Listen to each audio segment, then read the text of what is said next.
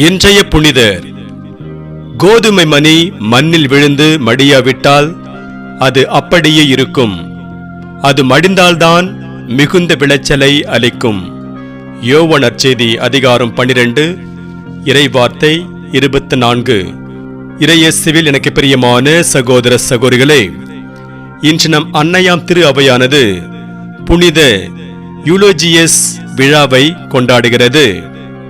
யூலோஜியஸ் Spain நாட்டில் உள்ள Cordova என்னும் இடத்தில் இருந்த ஒரு செல்வ செழிப்பான குடும்பத்தில் பிறந்தார். இவர் 9ஆம் நூற்றாண்டில் தொடக்கத்தில் பிறந்திருக்கலாம் என்று சொல்வர். தொடக்க கல்வியை யூலோஜியஸ் சோஸ்லஸ் என்பவரிடத்தில் கற்றார். இந்த சோஸ்லஸ் பின்னாளில் மறைசாட்சியாக உயிர் துறந்தார் என்பது வரலாறு. கல்வியை தகுந்த முறையில் கற்றுக்கொண்ட பிறகு யூலோஜியஸ் திருமறையை போதிக்கும் பள்ளிக்கூடத்திற்கு தலைமை பொறுப்பை ஏற்றார். தலைமை பொறுப்பை ஏற்றுக்கொண்டாலும் யூலோஜியஸ் எப்போதும் தாட்சியோடும் பொறுமையோடும் உண்மையான அன்போடும் வாழ்ந்து வந்தார். அதனால் எல்லாரும் அவர் மீது நன்மதிப்பு கொண்டிருந்தார்கள். யூலோஜியஸ் எப்போதும் விவிலிய அறிவில் சிறந்து விளங்கி வந்தார். பல நேரங்களில் அவர் விவிலியத்தை வாசிக்கும்போது இறைவனின் வல்லமையை உணர்ந்தார். 850களில் கிறிஸ்தவர்களுக்கு எதிராக வேத கலாபனை நடைபெற தொடங்கியது. நிறைய கிறிஸ்தவர்கள் மூர் இனத்தவரால் சிறைப்பிடிக்கப்பட்டு சித்திரவதை செய்யப்பட்டார்கள். அந்நேரத்தில் யூலோஜியஸ் சிறைப்பிடிக்கப்பட்டார். அவர் சிறையில் இருந்தபோது கிறிஸ்தவ விசுவாசத்தில் நம்பிக்கை தளர்வுற்று இருந்த நிறைய கிறிஸ்தவர்களை நம்பிக்கையில் தேற்றினார்.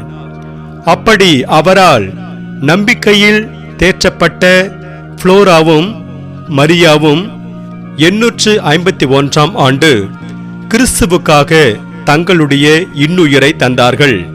அவர்களைப் போல இன்னும் பலர் ஆண்டவர் இயேசுவுக்காக மறைசாட்சிகளானார்கள்.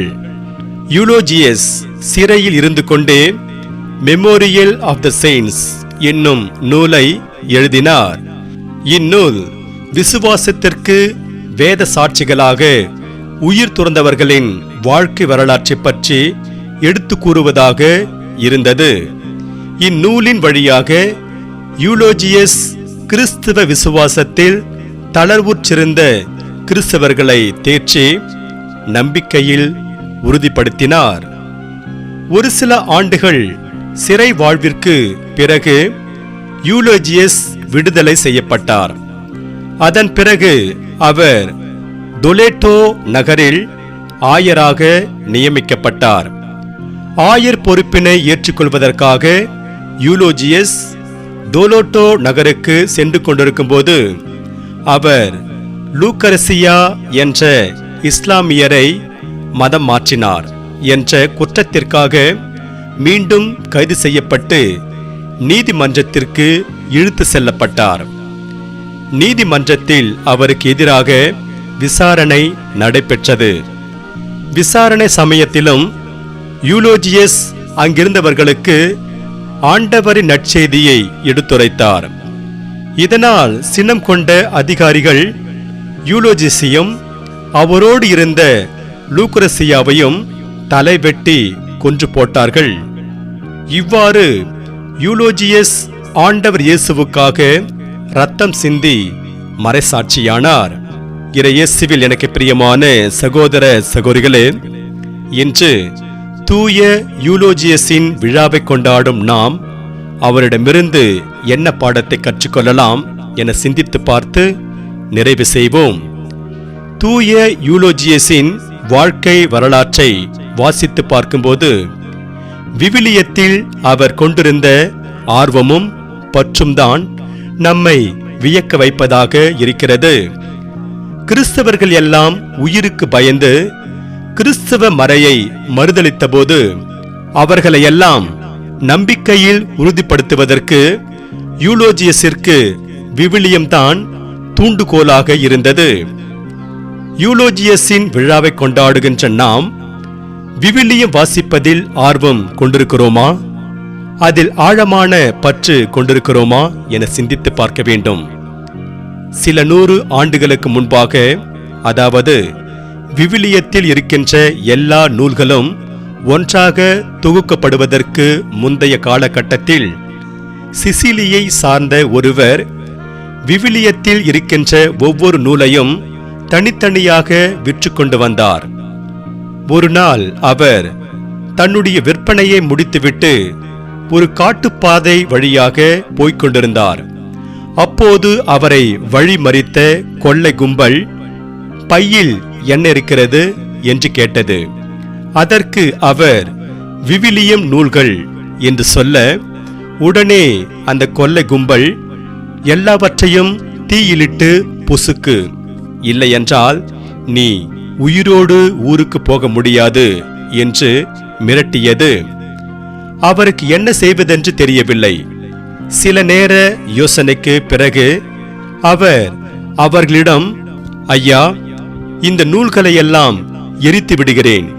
அதற்கு முன்னதாக இந்த நூல்களிலிருந்து ஒரு சில பகுதிகளை வாசிக்கிறேன். அவை உங்களுக்கு பிடித்திருந்தால் வைத்துக் கொள்ளுங்கள், இல்லையென்றால் இதை தீயிலிட்டு எரித்து விடுகிறேன் என்றார்.